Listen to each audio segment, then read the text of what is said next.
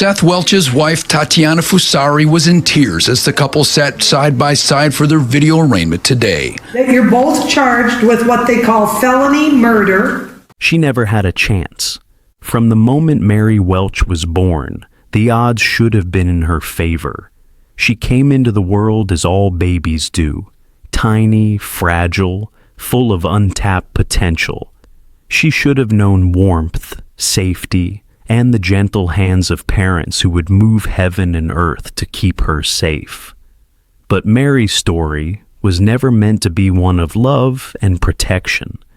Instead, it became something unthinkable.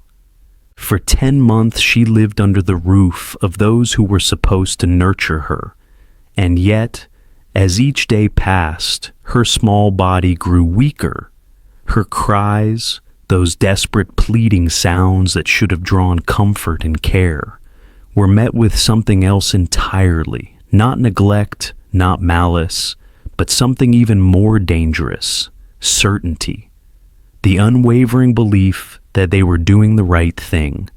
But how does a healthy baby, born with every chance to grow, begin to fade before the very eyes of the people who should have fought for her survival? How does a child waste away in a home that should have been her sanctuary? What force was so powerful that it allowed those closest to her to look on as her tiny frame became frail, her energy drained, and her once bright future dimmed into something irreversible? This is not just a story of tragedy. It is a story of belief, of choices made in the name of something greater. Choices that demanded unquestioning loyalty. And in the end, it is a story of a baby girl who never had a choice at all. This is the story of Mary Welch, a story that forces us to ask, when faith and reason collide, who pays the price? Welcome to True Untold Stories. We appreciate your continued support and are committed to bringing you compelling narratives that uncover the deeper truths behind real-life events. If you find this story impactful, please like, share, and subscribe to our channel. Your slightest engagement helps us in uncovering more untold stories that deserve to be heard. Thanks for joining. And now, let's dive into today's true untold story. It was a place where life was meant to be simple. In Solon Township, Kent County, Michigan, amidst rolling fields and quiet country roads, stood a modest farmhouse. From the outside, it looked like any other rural home, a place of hard work, family values, and the kind of life where people prided themselves on self-sufficiency.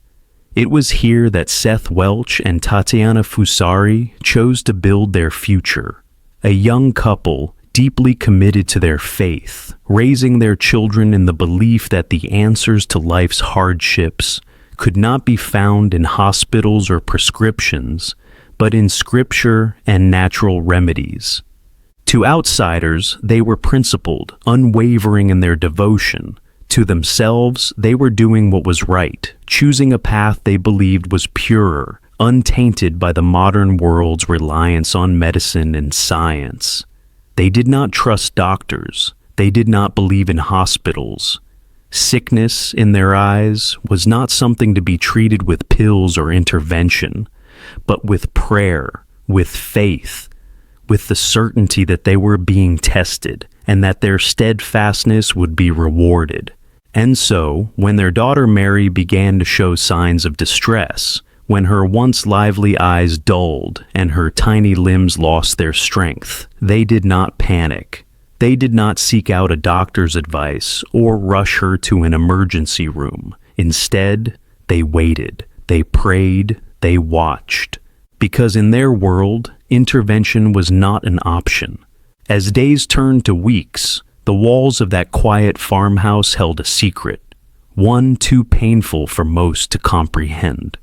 Inside, a baby girl was slipping away, not from a sudden illness or a tragic accident, but from something much slower, much more preventable. And yet, no one outside that house knew what was happening. Not the neighbors who saw the couple tending to their farm, carrying on with life as though nothing was wrong. Not the friends or family members who may have suspected but never questioned. And certainly not the authorities, who would only learn the truth when it was far too late. What drove them to this? Was it pure conviction, an unshakable faith that blinded them to their own child's suffering? Or was it something else? Fear, pride, an unwillingness to admit that the beliefs they had built their lives around were failing them in the most devastating way. By the time the world would come to know Mary's story, there would be no more prayers left to say, because faith had already made its decision, the moment every parent dreads had arrived. It was August 2nd, 2018, a warm summer morning like any other on the Welch family farm. The sun stretched lazily across the sky, casting long shadows over the fields. Inside the modest farmhouse, however, time had already stopped. At around 10 a.m., Seth Welch walked into his daughter's room. Perhaps he expected to see her sleeping peacefully, curled up in the quiet innocence of infancy. But instead, he was met with a sight that would unnerve even the hardest of hearts. Mary Welch was unresponsive. Her tiny frame lay still in the crib where she had spent the final moments of her life. No cries, no movement, no breath. The weight of what had happened should have been immediate, suffocating. Any other parent might have crumbled, panic-stricken, desperate to turn back time. Any other parent might have scooped up their child, hands shaking, fingers fumbling to call for help. But Seth did not scream. He did not run. He did not even dial 911. Instead, he made a different choice, one that spoke louder than any words ever could. He picked up the phone and called his parents, not for guidance, not to share the unimaginable grief of losing a child, but simply to tell them what he had found. Then, as though nothing had happened at all, he went about his day. He stepped outside, letting the door close behind him, and turned his attention to the farm. There were chores to be done.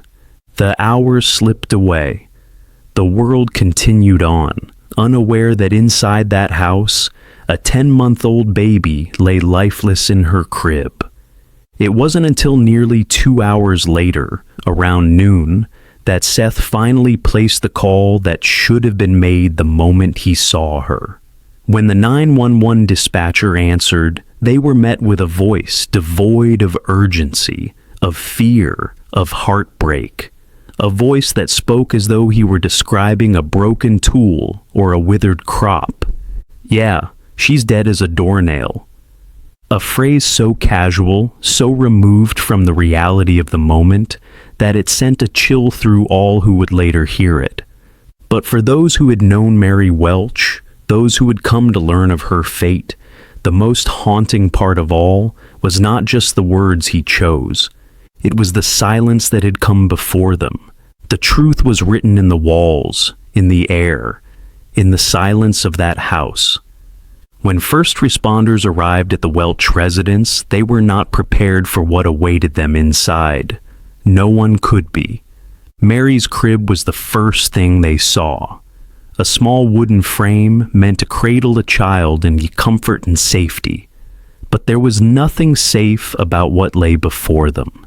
The mattress, stiff and stained with mold and urine, told a story of neglect before a single word was spoken.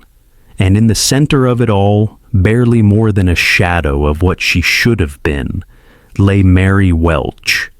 She was 10 months old but weighed only 8 pounds, just a fraction more than the day she was born.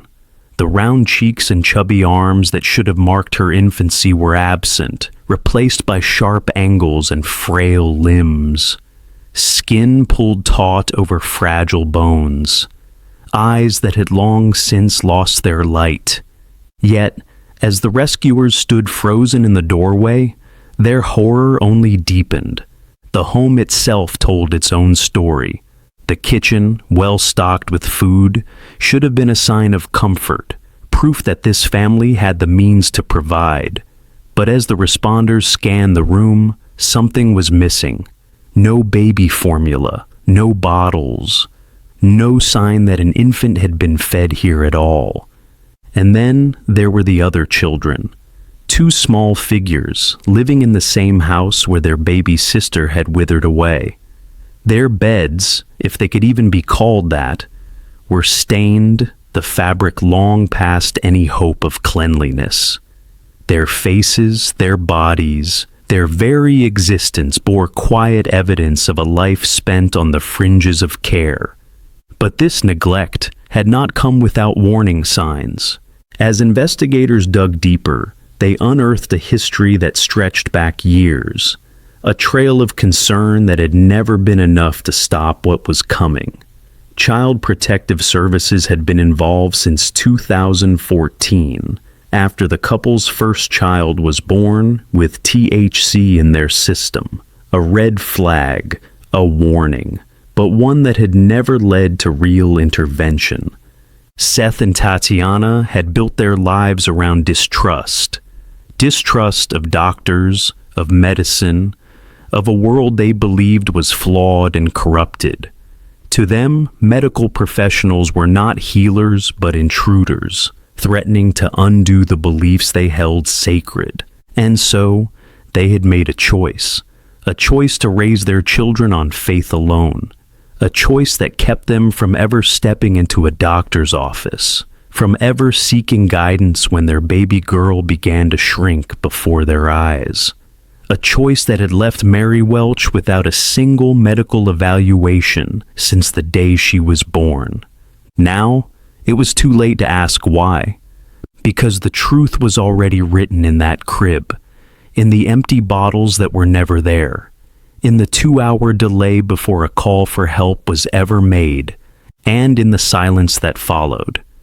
There was no room for doubt. The truth was laid bare, not in speculation or opinion, but in cold, undeniable evidence.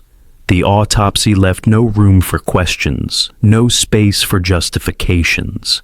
Mary Welch had died from malnutrition and dehydration. She had not been taken by an unpredictable illness. She had not slipped away due to an unpreventable tragedy. She had wasted away, slowly, painfully, needlessly. Her body told the full story.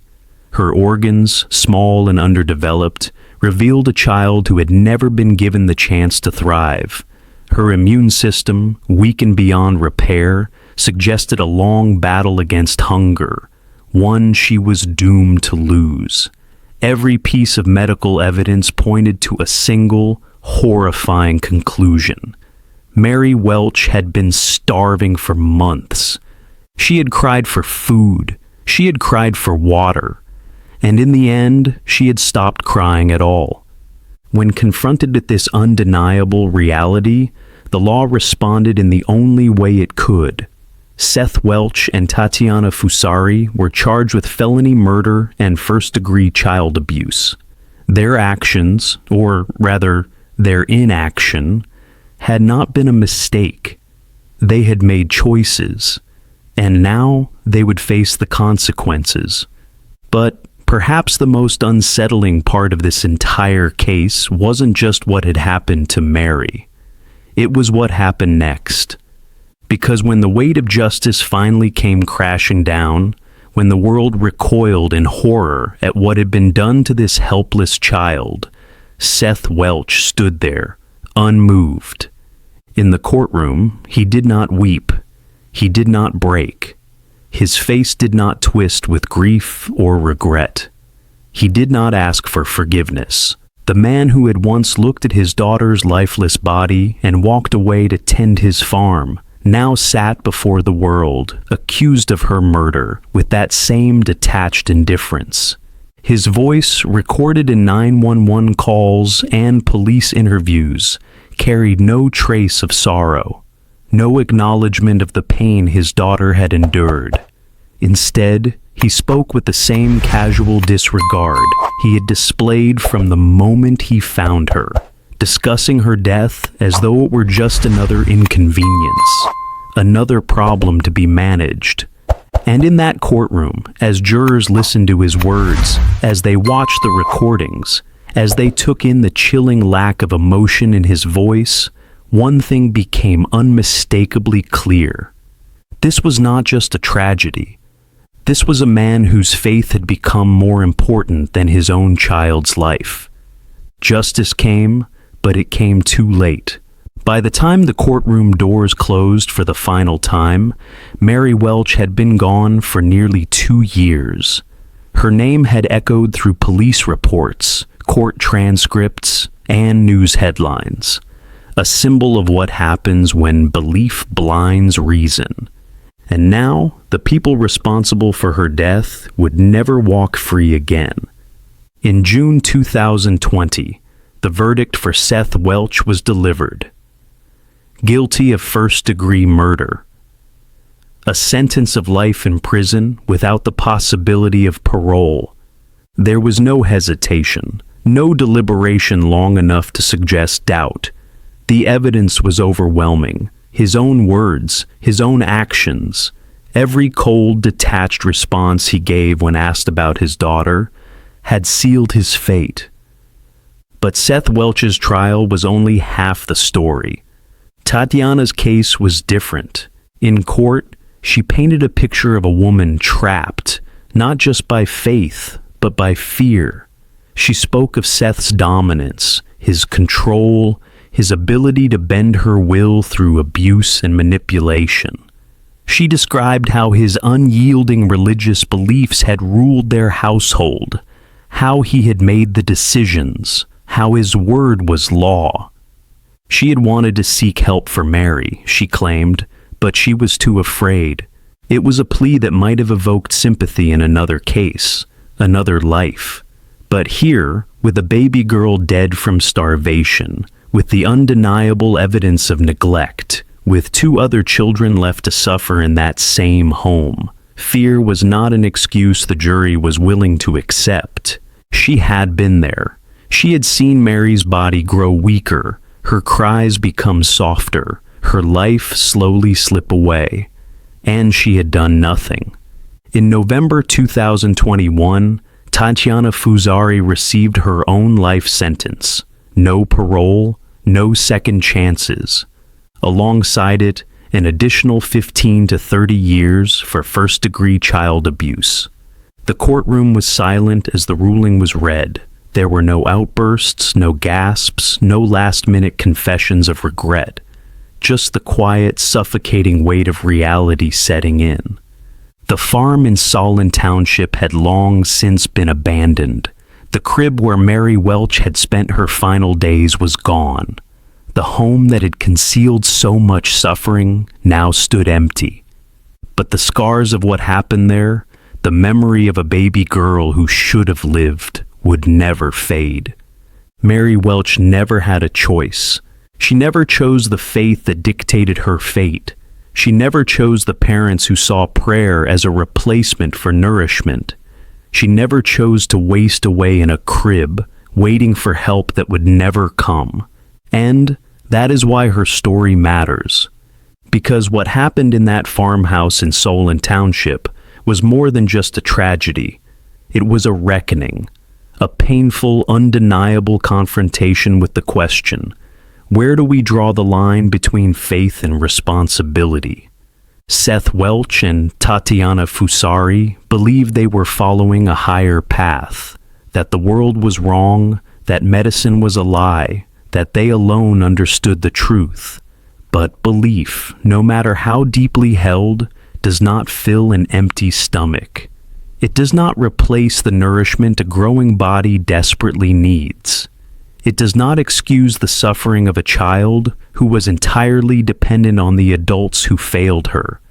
And yet, this was not just about them. This case forced an entire society to look inward, to examine the limits of parental authority and the duty of a community to protect its most vulnerable. It raised uncomfortable questions.